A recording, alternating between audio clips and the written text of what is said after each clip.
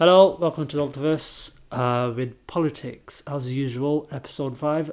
I'm that guy, and you are who? I'm the other guy. Oh, Basically, right. So what's on the agenda today? Right. The Tory government, as always, with some interesting ideas and new laws, have come out with this new agenda saying that local councils will now be unable to put boycott and bans on Israeli goods. Local councils Local can't councils ban the and goods. local services will no longer be allowed Okay. to boycott Israel. What's the reasons? The reasons, they say, is because it damages community cohesion and it is an international security risk. Now, it comes on a day where there was some type of delegation from Britain meeting some Israeli delegation, so I think it was just like a token gesture. Right. Yeah, but also from the other side, But don't they say, haven't they said local councils should not be implementing their own foreign policies? yeah, but I can understand that. What's wrong with that? well, from one perspective, yes. The issue is, some people have been bringing up and I've been seeing it in the news, is... Right, so the Foreign Office have actually have some advice, and they have had for a long time, saying that they wouldn't recommend us, doing business with Israel because of the illegal settlements, and that they said that it's unwise. No, they wouldn't have said Israel full stop. They would have said with companies from the illegal settlements. That would have made more sense. They said, there's a quote here. The advice actually says, the UK has a clear position on Israeli settlements. Right. Settlements are illegal under international law, constitute an obstacle to peace, and threaten to make a two-state solution to the Israeli-Palestine conflict impossible. And but that's more, so some of the media have been bringing this up and said, oh look, it's a contradiction with what the government's been saying. But that sounds to me, from the Foreign Office, is it's more advice to businesses rather than local government councils. So what the new law that they're trying to implement is for councils. It's got nothing to do with businesses. So businesses are free to boycott as much as they want, but councils will no longer be able to. Right, but I mean, even if they don't boycott, they don't have to buy produce from them anyway. It's not necessitating that they buy. Yeah.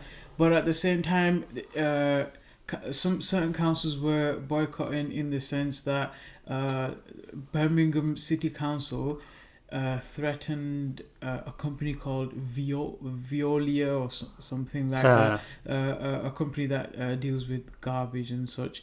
And it's a French company, but they work in the Israeli settlements as well.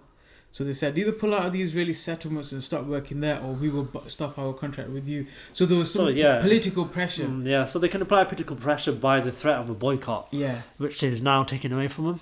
Yeah. And so it can't be voiced. Leicester City Council, I think 2014, they decided that there will be a citywide ban on doing business with anyone affiliated with Israel. Yeah, so I guess the fundamental question here is, are the councils meant to be autonomous? They're meant to be, as far as I'm aware, right? Yeah, they do have some autonomy, obviously. Yeah, but they're going to be dictated by the central framework of government. They are, yeah. Right. So now, what we need to find out, I'm not sure about it, do councils have the right to buy wherever they want? Of course they do, yeah. Right. And do they have the right to not buy from whoever they want? It would make sense that they would. Yeah. But how is this... and do they have the right to apply pressure themselves on external bodies? Well, that's going to stop now. The applying pressure to external bodies is definitely going to stop. But it only applies to Israel. What about if it was Iran? Yeah, well, actually that's a good point. And what they actually did with Iran for a long time is, if you look at why they boycotted Iran, what did Iran actually do? They just weren't playing ball. Yeah. And so there's propaganda against Iran. There was propaganda that they're trying to make the atom bomb and they're trying to do this and that. There's always been a lot of propaganda. But it was just that they're not playing ball, so there was a massive boycott. Their assets were frozen all over Europe and all over, like, you know, all over the across the American empire, wherever it extends from east to west. And so it recently obviously got lifted, but they actually didn't do anything near as bad as what Israel has been consistently doing. So a lot of people are going to bring that up. Or anyway, side note, speaking of playing ball, Saddam played ball, didn't he, when he let the UN inspectors in, and look where that led. I didn't get him fired, did it? So the other thing is, if they have...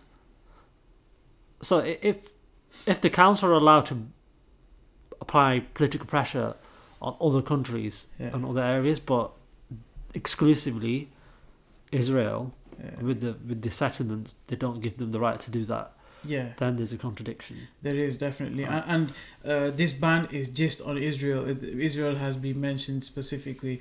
And obviously the reasonings, it damages community cohesion. Yes, I think the councils are completely aware that they actually wish to damage that community cohesion with Israel on purpose, because they don't like what's going on. In the settlements and with the whole Gaza situation, etc. And the other excuse that was given, the other reason, was that it damages international security and is some type of security threat. So, like a local council somewhere boycotting Israeli goods becomes an international security threat. Now, the whole point, governments do this all the time. They bring up ISIS. I don't know if you'll have noticed that ISIS haven't really been in the news a great deal now as they were over the last few months.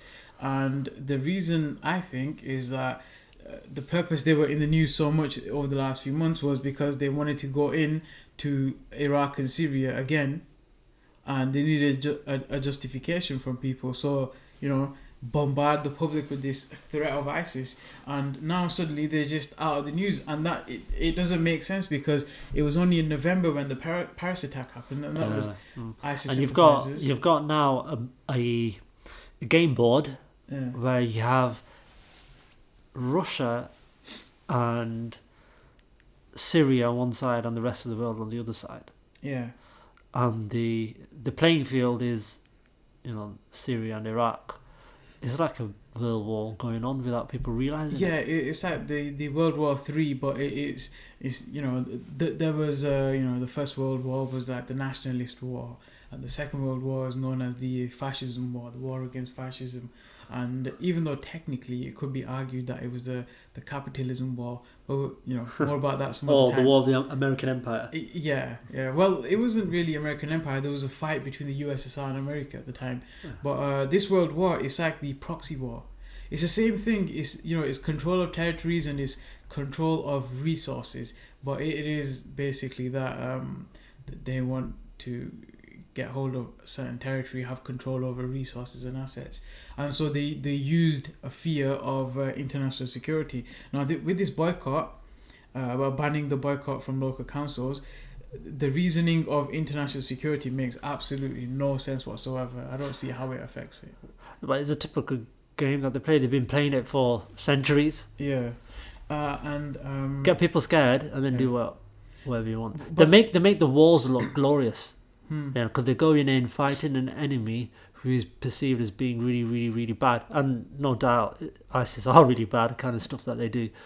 But are they really going in to get rid of the enemy, or are they really going in for something else? That's because if they're out fighting noble wars, and these guys are these princes in shining armor going around saving the world, then there's a lot of other countries that need that. Actually, on that point, just we'll move away from the whole Tory government local council ban thing. Sorry, just one more argument that was given against this was that it stops councils from making ethical considerations, taking ethical considerations. Right, so they're meant to be ethically neutral councils. That would imply that. Yeah, so basically don't take it into account whatsoever. Just rubbish. But then that also means that if you are not going to be contradictory, that means that you should also buy from sweatshops.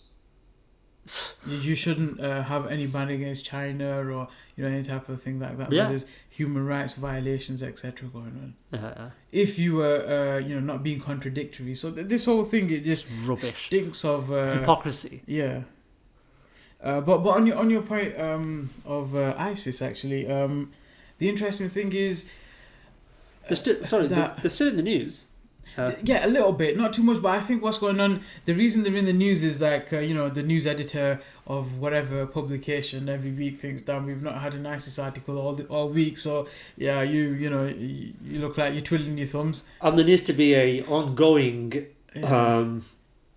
propaganda. There needs to be an ongoing propaganda. Well, actually, there isn't this time, because I've not noticed anything.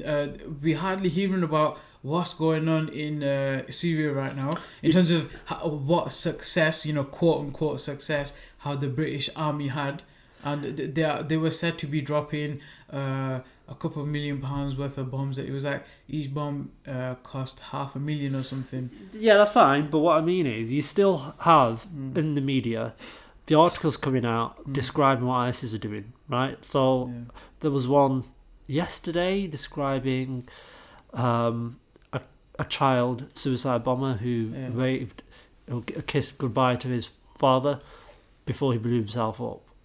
Right. So there's still stories like these, and they obviously this is going on, and it's crazy. So ISIS are nuts, but this is part of the propaganda. That's what I'm saying. It's part of ensuring that people don't lose sight of the fact that there's a cold-blooded enemy out there, and we need to bomb them. Yeah. Well, actually, the enemy still needs to be existent for them to stay there. It's a really good time for politicians, because you can use international security. Everyone's scared. Every time there's some type of, there's a fire or there's whatever happens, something blows up, and it could just be some gas leak or whatever, something caused. Everyone's gonna, where's everyone's brain gonna go? Where you're obviously gonna think, damn, terrorist attack. Yeah, exactly. You got to keep the fear there. Yeah, so the fear is propaganda. The fear actually serves politicians really well, and this is just another example of it. This was of stopping local councils, because it panders to Israel. Yeah, and so they probably wanted something from Israel and sweeten the deal a little bit by giving them a little token gesture. But yeah, on the point of enemies, etc., and how horrible ISIS are, I was reading something about Boko Haram and how they are actually way worse than ISIS. They've gone into villages and just basically took out everyone, just turned it into a bloodbath, and they killed wiped out whole villages. Well, like the Crusaders did back in the days. Yeah, well, like the Crusaders, like Genghis Khan, etc. Yeah, they just wiped out whole villages. Gone through, and I don't know why. Like, I'm not too sure, because. But yeah, I've not heard about it. Where was that? The reason we've not heard about it is because the media don't really care about Africa, because we've raided all the resources from Africa. We did that in the 60s and 70s and late 80s, early 80s rather. So there's no need to speak about Africa yet until we find some new resources, and then we'll talk about Africa. The knights in their shining armour will go and rescue Africa. Yeah, they'll liberate people from and give them democracy. Yeah. Well, they have democracy, it just doesn't seem to work in some parts. Donald Trump. What's the Donald saying? I was actually shocked the other week. You were actually shocked by Donald Trump? I was shocked because I agreed with something he said. And I had to make sure I wasn't dreaming or something. But what he said... Do you want me to slap you? Please, no. Yeah, he mentioned 9/11, and he said it was a failure on the part of George Bush, and he spoke against the Iraq War. Well, come on, he's not a genius. Come on. I mean, no, it's not genius. It's not genius level rhetoric. Nobody's ever accused him of being a genius, mind you. But I mean, it was interesting. He's just playing into a popular wave. Yeah, but he's playing on the he's on the Republican side. So mentioning that the Iraq War was a bad idea, it doesn't really bode well. It doesn't really poll well with those voters. with that demographic. I guess so, yeah. It was definitely a bit strange, and it was Jeb Bush on stage that he was saying this to, George Bush's brother. So I think it was just He was bullying him, wasn't he? yeah, it was, yeah. I think it was just a bully tactic, like your bloody brother got us into this mess in the first place. Yeah, so there's that whole thing, and what else has been going on? What else did he say? Donald Trump. So he said something about a story from a while ago. Yeah, actually, he kind of shocked me anew and made me laugh at the same time.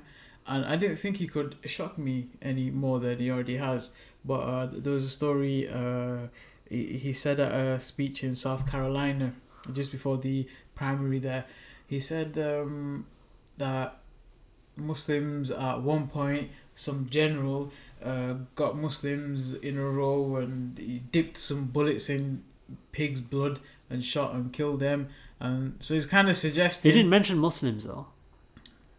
Oh no, sorry, he didn't use the word, did he? No, he didn't. I don't think he used the word, but it was suggested... He said they. He didn't even say who they were. No, he did say that there was a terrorist problem. There was a terrorist problem. General such and such, whatever. Yeah. He killed what, 49 people. Yeah, no. What he did say, sorry, before that, just before he went into the story, is that ISIS are sitting around listening to us arguing about waterboarding. Because we're saying that waterboarding is a little bit harsh, but they go over there chopping heads off. Yeah, so they're chopping heads. Yeah. So I mean, there was a little bit of that rhetoric of he was suggesting it was Muslims. You know, he didn't use the term, but he probably forgot to use the term more than he didn't intend to use the term. And these people chop off heads. They must think we are the dumbest and the weakest and the stupidest people on earth. On earth. On earth! God damn it! Jupiter, I mean... You know, I read a story, it's a terrible story, but I'll tell you. Should I tell you or should I not? Are you sure? Early in the century, last century, General Pershing, did you ever hear Rough Guy? Rough Guy, that's the one. They had a terrorism problem.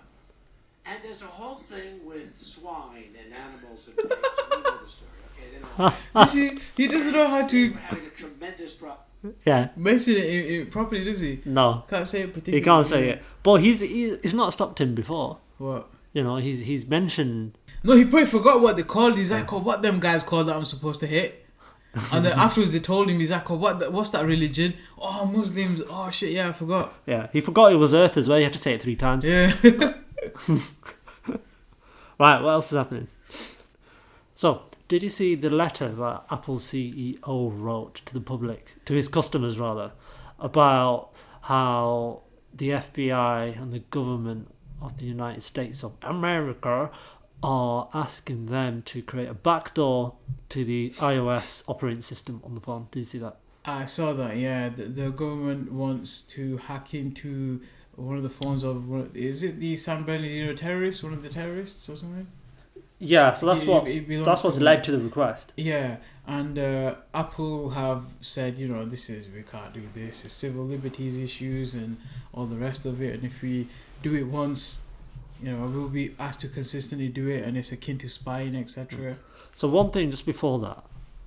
So the government, they find a load of phones, Yeah, right? And they find that all the phones have been crushed, yeah. apart from this one. Well, an iPhone's like quite a sturdy phone, isn't it? No, well, come on, man. You could crush it if you want to crush it. But No, but the point is this, right? Yeah. If you've got sensitive data on phones, Yeah. you're going to crush them. Okay. So if you leave one not crushed and you leave it, Yeah. that means you don't give a crap. That's true. Right? Who sees what data's on there? Right, I actually didn't see where, the rest of the story. I just saw Apple's... I didn't know that they found a whole bunch of crushed phones.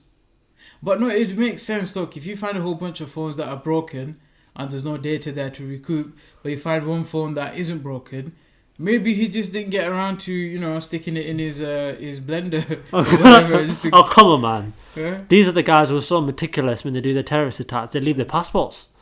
Oh, yeah. Did they not find a passport? I don't know, actually.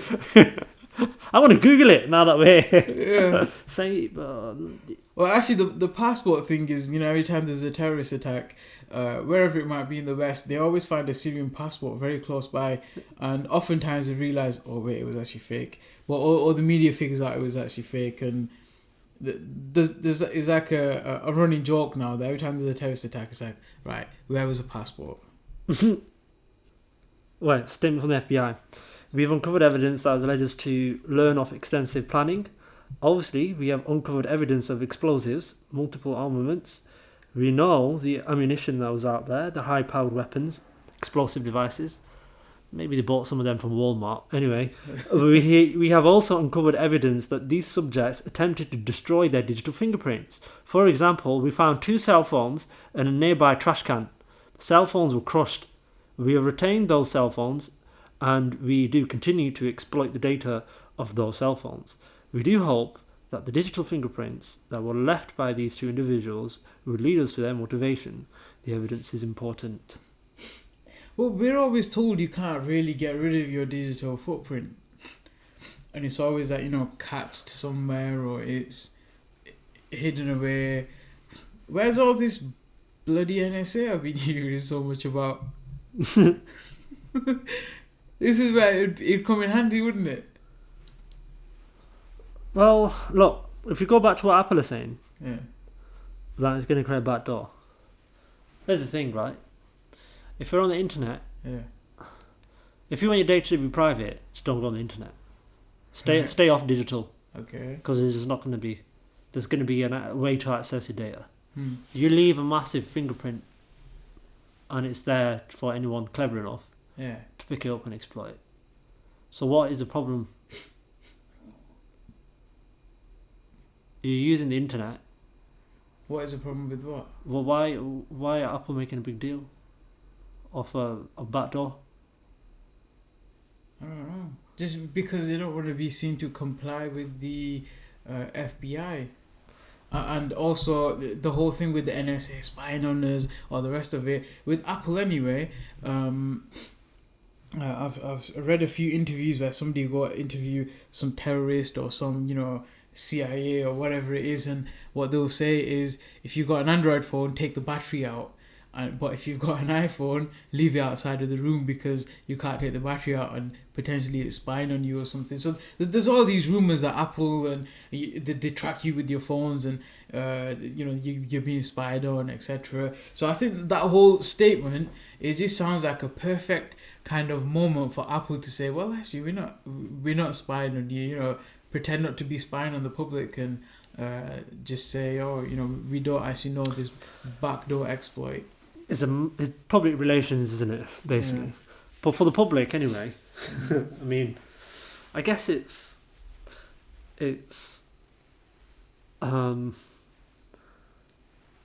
knowing that your data's private and safe. Yeah. But then for most people, if the government asks you, for part of the investigation, we need your form, most people will give it without a problem. But the difference there is that we know about it and it's transparent. Yeah. So, I wouldn't actually see a problem with Apple giving this information because those guys clearly be terrorists. They kill people, So why not just hand it over? Or what game are you trying to play? And I think what's going to happen is eventually they're going to succumb to it, but they're going to say, look, we put up a fight, we tried, and it took us so long to work out this exploit. Yeah, right. They've got that exploit, Yeah, but is it? I mean, just looking at the broader picture, it's an interesting dynamic. Why? Government versus a massive company. Yeah, the government's always going to win. Well, imagine they don't. So, why did Apple even bring it to the public? They could have quietly said no, or they could have quietly just handed the information over. Why I mean, they want the public's support and put pressure on the government, obviously. Yeah. But just imagine that they win. Yeah. Actually, no, remember years ago, Microsoft had some issue with the government. They threatened to move all their stuff over to Canada. If the remember that? No, I don't remember. I can't remember the specifics. And the government were like, "Okay, please carry on what you're doing. Just don't move." And do you remember? Obviously, well, we weren't born, right? But obviously, read about it and seen it, video footage of it. Back in the days when there were discussions with the oil companies for the resources in the North Sea, here in the UK. Right. The government went in with a really strong position. Right, no, we're not going to let the corporates win. They come out, everything's in favour of the corporates. Oh, right. That was a Conservative government as well, by the way.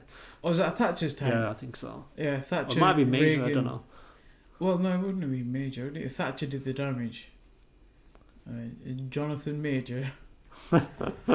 Old Johnny boy. He was too busy watching cricket. Yeah, but it's interesting because it shows how much sway the corporates have over the government. Yeah, the corporates have took over, especially with this transatlantic trade pact that they got. The corporations, it's the era of corporations. What they have is